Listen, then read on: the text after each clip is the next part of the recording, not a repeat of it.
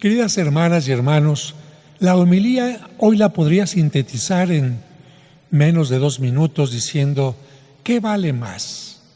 ¿Una ovejita, una moneda o una persona?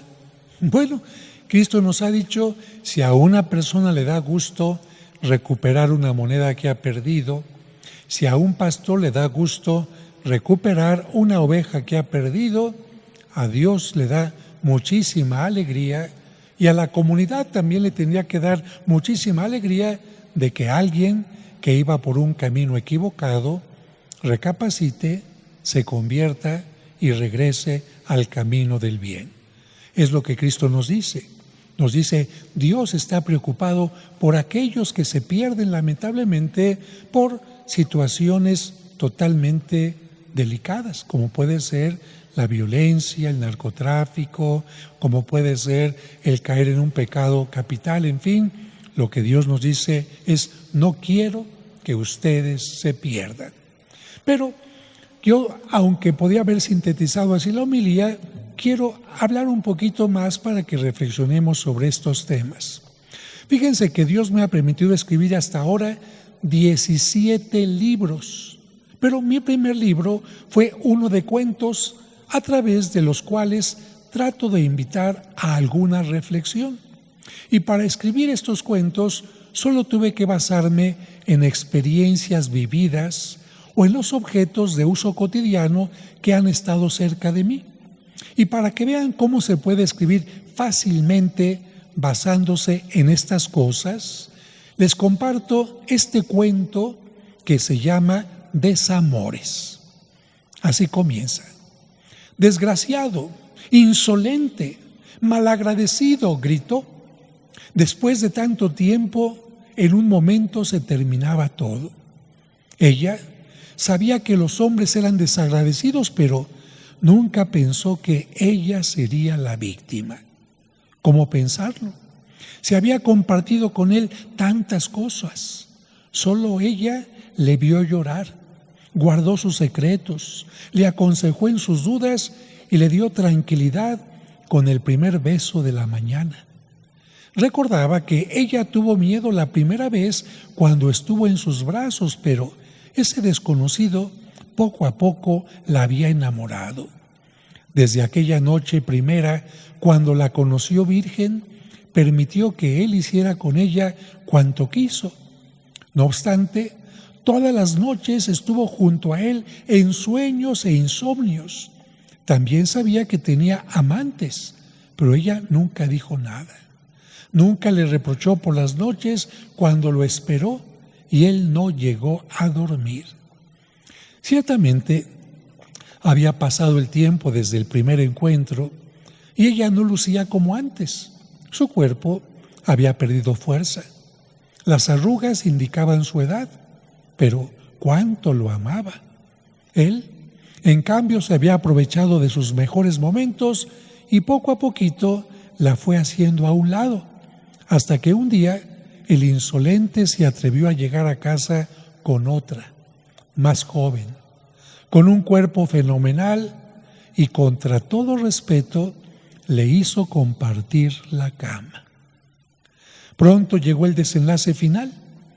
La joven sería su nueva compañera. Mientras los nuevos amantes se abrazaban, el amanecer encontró muda en una esquina a la fiel pero vieja amante, quien esa mañana sería echada de la casa para siempre. Cerca de la puerta, temblando y triste, esperaba el camión que la alejaría para siempre del amado. Quienes la vieron por última vez dicen que aunque ya no tenía fuerza y su rostro estaba lleno de manchas y arrugas, ella sonreía por todo el bien que había hecho. Justo cuando el camión de basura se detuvo frente a ella, un niño sin hogar la vio, se enamoró de ella y gritó lleno de alegría: encontré lo que me faltaba, una almohada. Sí, el cuento habla de una almohada que compartió tantas noches, tantos días como una persona, y cuando ya estaba viejita la echaron. Si ustedes se imaginaron otra cosa, bueno, esa es la fantasía de los cuentos, hacer que la gente se imagine cosas y hacer que la gente reflexione. Pero además, vamos a hablar un poquito de esto. Este cuento no solo lo escribí pensando en los objetos que utilizamos durante un determinado tiempo y cuando ya sentimos que no nos sirven, nos deshacemos de ellos como si nada, aunque otros les puedan encontrar más valor, como el caso de la almohada del cuento. Pero también lo escribí pensando en que también hay personas que tratan a los demás como objetos. Los utilizan y los tienen cerca cuando les sirven, pero cuando no, se deshacen de ellos sin importarles los sentimientos de los demás. Ahora, ¿por qué inicié contando este cuento? Evidentemente porque de niño me llamaba la atención cómo las almohadas en aquel tiempo de borra se iban desgastando y deformando. Pero más que eso, para hacerles comprender que muy seguramente todas las parábolas y comparaciones que contaba Cristo habían surgido de su propia experiencia, de las historias que circulaban por los lugares donde vivía e incluso en su propia casa.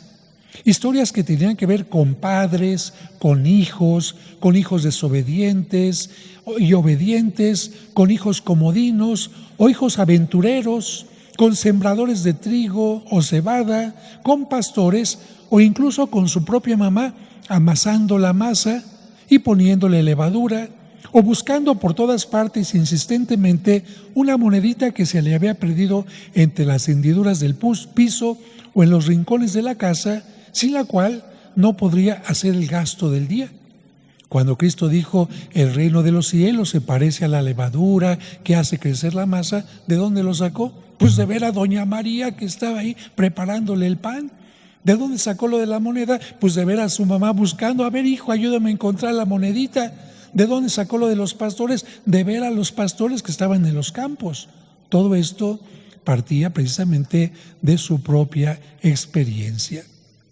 Pero en su predicación, lo importante no eran los personajes, las ovejas, la semilla o las monedas, la levadura u otras cosas. Lo importante era el mensaje que podía dar a través de un cuento, de una historia. Es que Cristo era un magnífico pedagogo que a través de historias sencillas y comprensibles para todos, hablaba de los valores del Evangelio y de cómo nos ama Dios.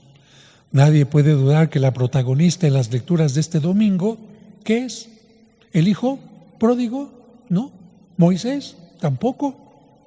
La protagonista de este domingo es la misericordia de Dios. Como dice constantemente el Papa Francisco, Dios nunca se cansa de perdonar. Somos más bien nosotros los que nos cansamos de pedir perdón. En la parábola de la moneda y del hijo vemos dos actitudes de Dios. En la primera, no se deja de buscar la moneda perdida hasta que se encuentra. Y en la del hijo pródigo, no se deja de esperar al hijo, sino hasta que regresa. Así es Dios en su misericordia. No se cansa de buscarnos ni de esperar a que regrese a Él el pecador. En la primera lectura vemos cómo Dios muestra su misericordia al perdonar a ese pueblo rebelde, que en lugar de agradecer que lo ha sacado de la esclavitud de Egipto, se puso a adorar un becerro de oro. En la segunda lectura vemos cómo Dios muestra su misericordia al perdonar a Saulo, que inicialmente era enemigo del plan de Dios, perseguía, encarcelaba y daba muerte a los cristianos, pero después de ser perdonado y llamado por Dios, se convierte en Pablo, el gran apóstol y evangelizador. La misericordia de Dios también se nos entrega a cada uno de nosotros, que podemos vernos reflejados en la oveja rebelde que se aleja del rebaño y que es buscada por el buen pastor para que no sea presa de las fieras. También nos podemos ver reflejados en esa moneda que tiene valor, pero que cuando se pierde o queda escondida, no sirve para nada hasta que la recupera su dueño. Finalmente, nos podemos ver reflejados en los dos hijos de la parábola, tanto en el que se aleja de la casa paterna para vivir todo tipo de excesos, como en el que se queda, pero ve con desprecio a su padre y le reprocha por recibir con misericordia al hijo que se había ido. Podemos vernos reflejados tanto en el hijo que se fue, pero reconoce humildemente su falta, o también en el que le reprocha con soberbia. Pero en ambos casos, el Padre amoroso les muestra su amor y misericordia a los dos. Demos gracias a Dios, por lo tanto, porque siempre será más grande su amor y su perdón que nuestro pecado. Y pidamos perdón porque muchas veces preferimos alejarnos de Él, como la oveja que piensa que sin Dios puede encontrar pastos mejores, o porque como Saulo nos convertimos en perseguidores de quienes tienen fe, o como el hijo pródigo que exige recibir bendiciones para despilfarrarlas, o como el pueblo de Israel que en lugar de agradecer a Dios por todo lo que nos da, preferimos adorar ídolos como el tarot, el horóscopo, la Santa Muerte, la magia blanca, etc. Quizás no ver cerros de oro, pero sí creer en estas cosas que he mencionado y que son totalmente ajenas y contrarias al plan de Dios. Y finalmente, esta reflexión: ¿por qué el pastor busca a la oveja? Porque la ama, porque para él vale mucho. ¿Por qué la mujer busca la moneda? Porque para él, para ella, la monedita vale mucho, es importante. ¿Por qué el padre espera a su hijo que se ha portado mal? Porque para Dios, para el Padre, ese hijo es importante. ¿Qué nos quiere decir Dios? Tú. Cada uno de los que he creado, a cada uno de los que les he dado, eres importante.